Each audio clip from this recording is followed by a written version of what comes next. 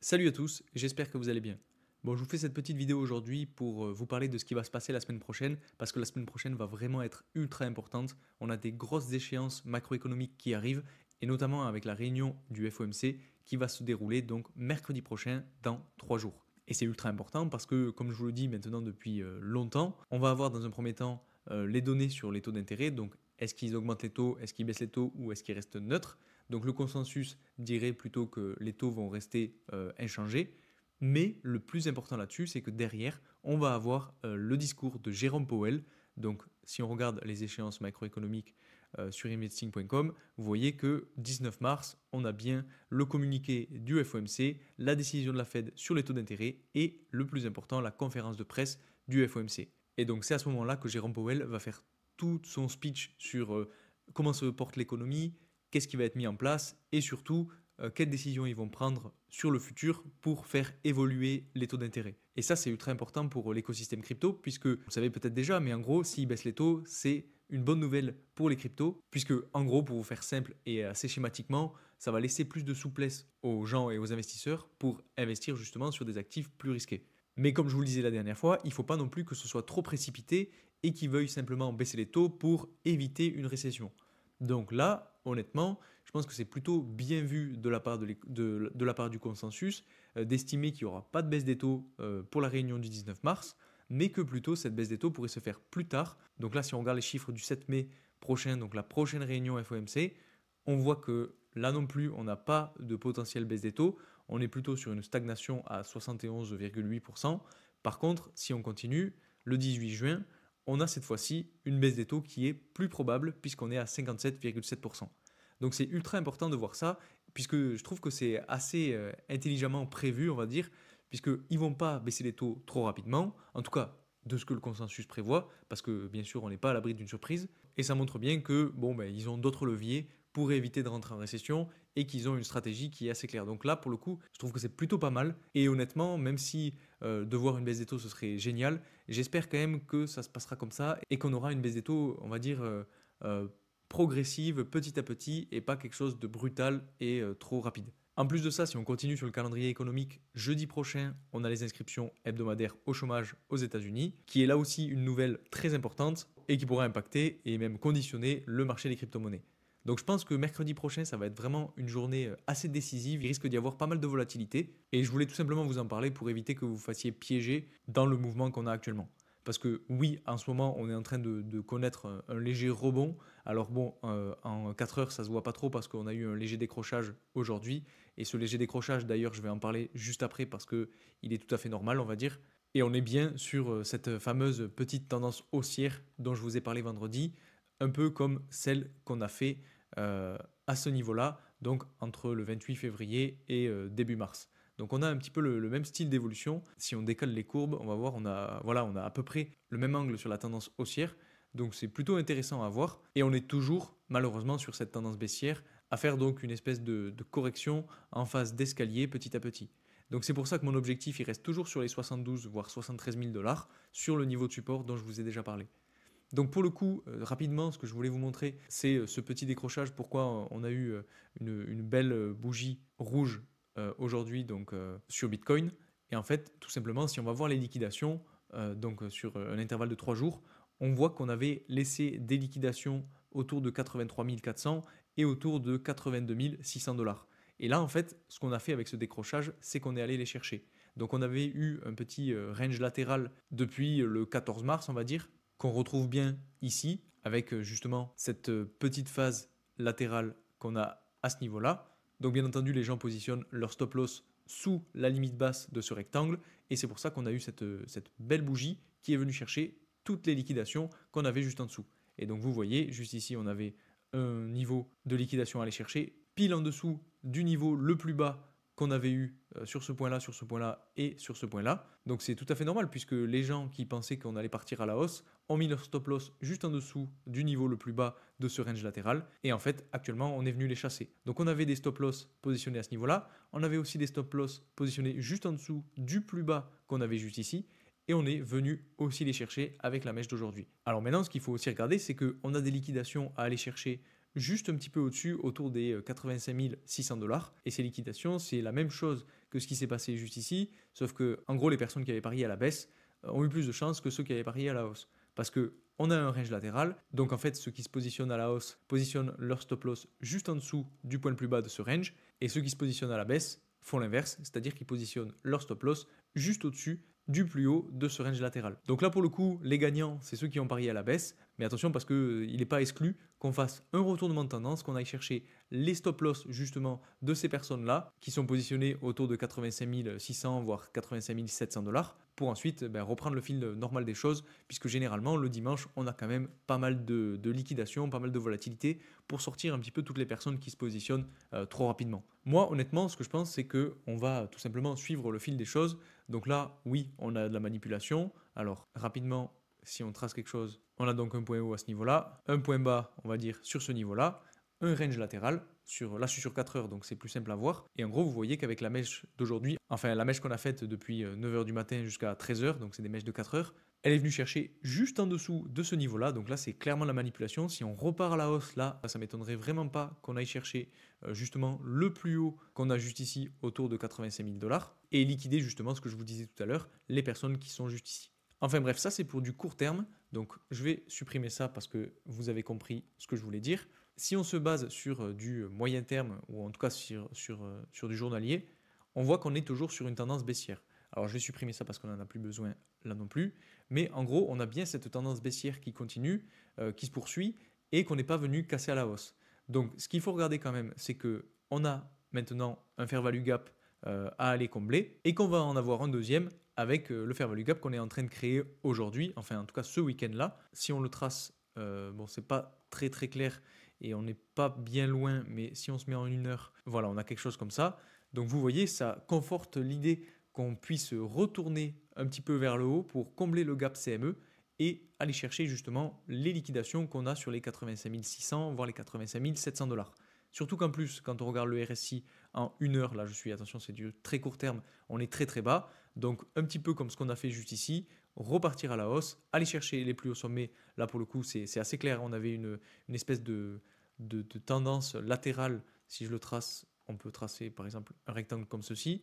Là on a de la manipulation, alors on part à la baisse, on va liquider les personnes qui sont positionnées sur le plus bas de ce rectangle. On a un RSI qui rentre dans des zones de survente, et ensuite on repart à la hausse, chercher le plus haut de ce canal latéral. Donc vous voyez, c'est ce type de manipulation qui pourrait potentiellement arriver à ce niveau-là, donc avec le rectangle dont je vous parlais tout à l'heure, et je ne vais pas rentrer dans le détail parce que je vous l'ai déjà expliqué. Et donc par rapport au gap CME de la semaine dernière dont je vous ai déjà parlé, vous voyez qu'il est juste ici. On n'est pas encore venu le combler autour de 87 200 dollars. Donc peut-être que en fait, cette poussée à la hausse qui viendrait finalement chercher les liquidations qu'on a au-dessus de 85 700 pourrait se poursuivre pour aller chercher finalement la tendance baissière, mais aussi le gap CME qu'on a laissé. Donc finalement, c'est quelque chose qui est assez probable d'arriver sur les prochaines heures, peut-être même justement dans la nuit d'aujourd'hui à demain, voire même dans la journée de demain. Et donc finalement, ce type de rebond nous amènerait à un point décisif puisque on serait sur la tendance baissière. Et donc à ce niveau-là, on aurait deux scénarios. Soit le premier scénario, on arrive à avoir de la hausse, on casse la tendance baissière à la hausse et on va chercher le niveau de résistance qui était anciennement niveau de support sur les 91 300 dollars. Donc là pour le coup, pour vous le montrer, on va repasser en journalier. Voilà, là c'est plus clair, vous voyez, on a bien ce niveau de support, en tout cas cet ancien niveau de support qui est devenu résistance et qui pourrait, si le prix arrive à casser la tendance baissière, servir de niveau de résistance. Et le deuxième scénario que j'envisage déjà un petit peu plus et que vous connaissez sûrement si vous suivez la chaîne, c'est le scénario plutôt baissier qui voudrait dire que on vient combler le gap de ce week-end, on comble le gap du week-end dernier et on se fait rejeter par la tendance baissière pour rechercher le niveau de support des 72 000 voire 73 000 dollars.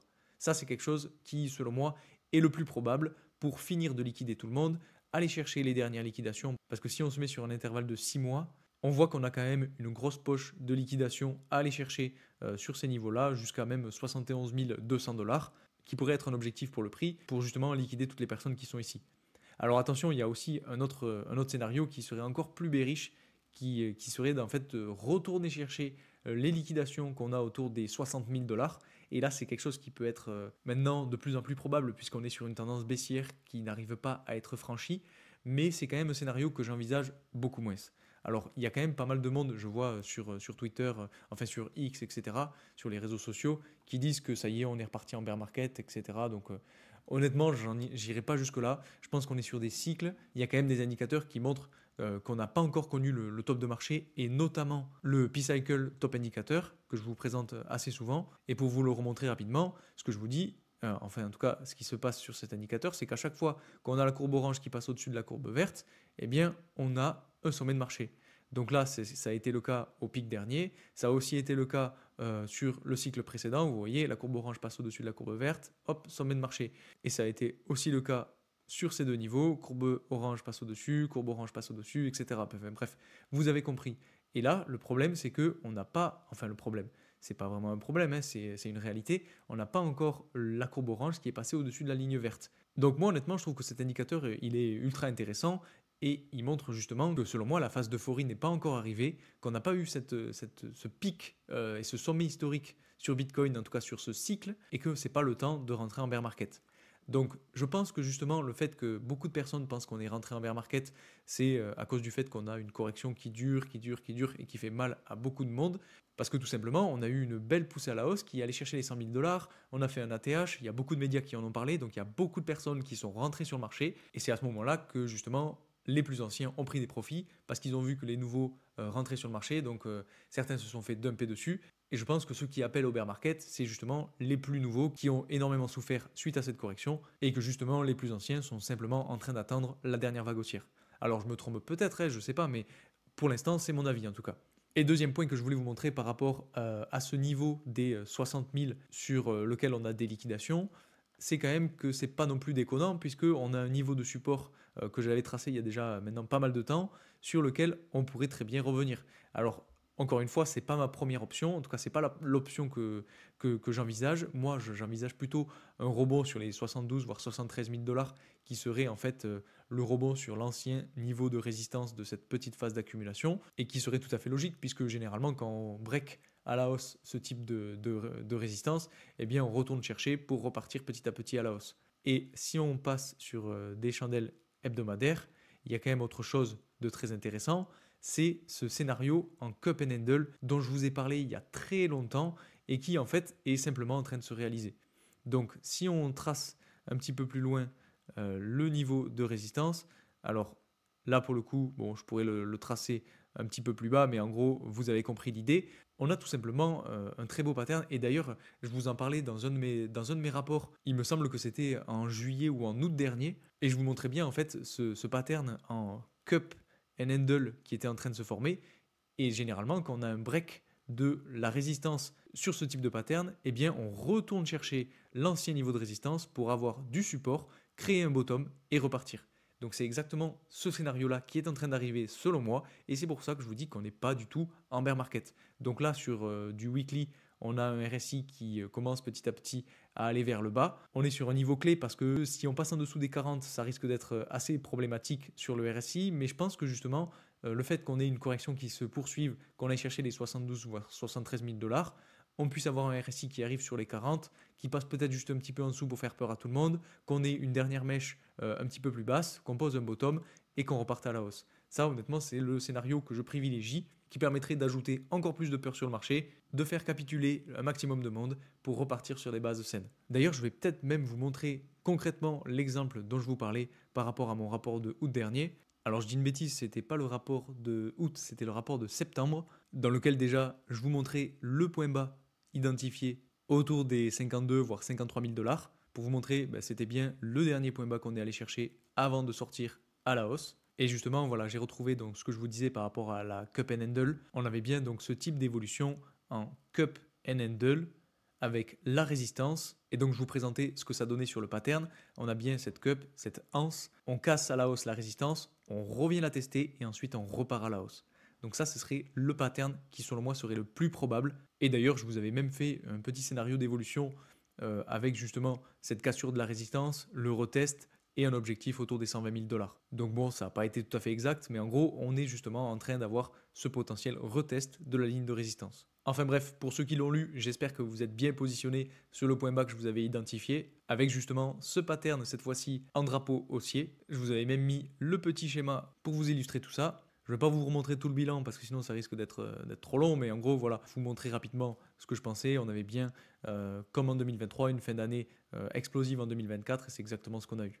C'est un rapport qui est plus ou moins long en fonction des mois. Là, pour le coup, en septembre, il faisait une trentaine de pages. Je vous présente pas mal d'indicateurs. Je vous parle du dollar, du S&P 500, du Nasdaq, du Total 3. Je fais en fait un petit peu un tour d'horizon sur les différents indicateurs, sur les différents indices pour essayer d'analyser au maximum les choses. Et sur la fin de ce petit rapport, je vous présentais aussi quelques cryptos qui selon moi étaient sur des niveaux de support et étaient très intéressantes à acheter. Comme là, on avait Render qui était sur le niveau de support des 5 dollars en début septembre 2024. On sait tout ce qui s'est passé après, on a eu un joli rebond. Et d'ailleurs, si on le regarde, si on se met en journalier depuis début septembre jusqu'au plus haut, on avait fait quand même quasiment 170%.